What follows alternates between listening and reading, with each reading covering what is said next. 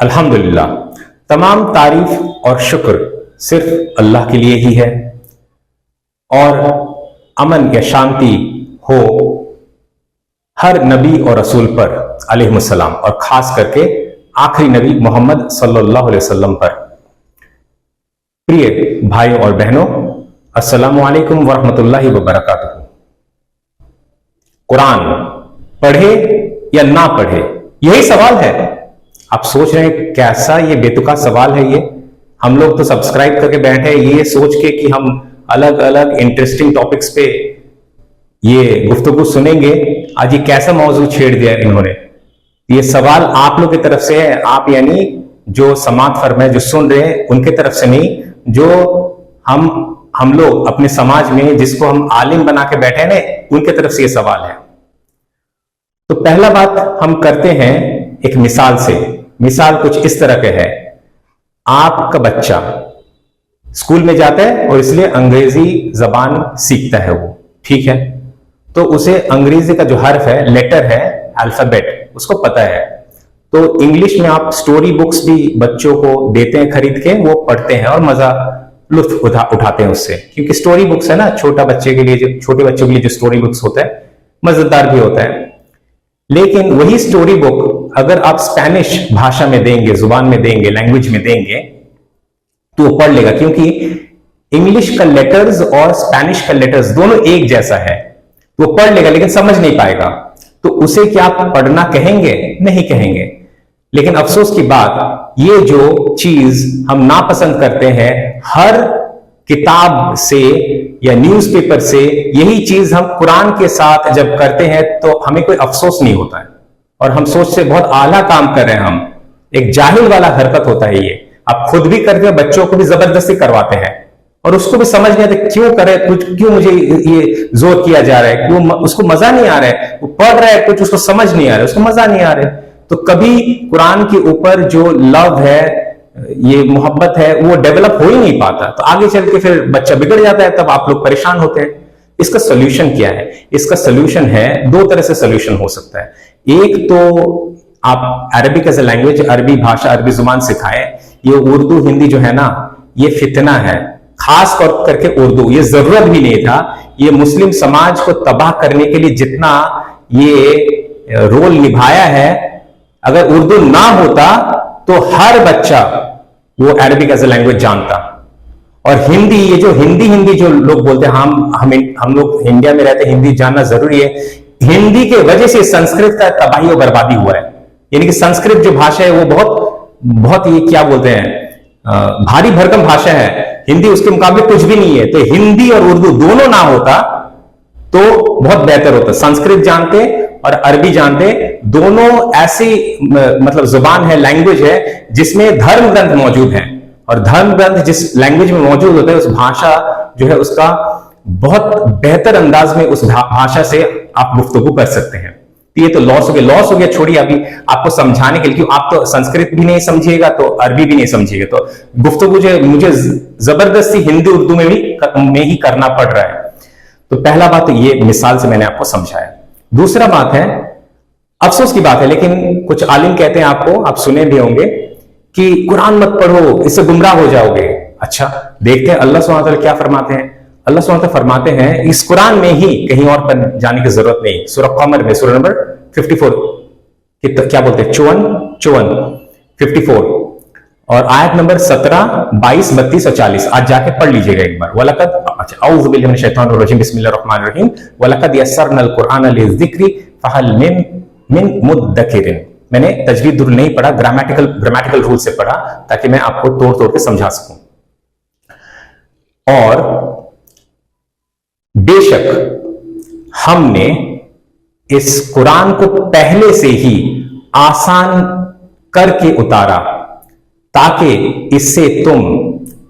इसके जरिए तुम जिक्र कर सको। अब जिक्र का माने क्या है ये समझना जरूरी है। जिक्र का माने एक चीज दोहराना बार बार, ये बिल्कुल भी नहीं है।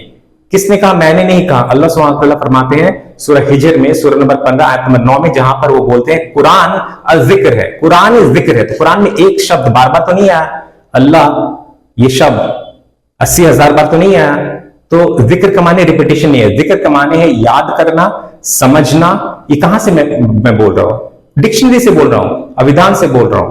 तो डिक्शनरी आप उठा के देख लीजिए अरबिक टू इंग्लिश, तो आपको पता चल जाएगा। तो समझना, यहां तक कि डीपली समझना, कोई चीज गहराई में जाके समझना, ये सब माना होता है जिक्र का।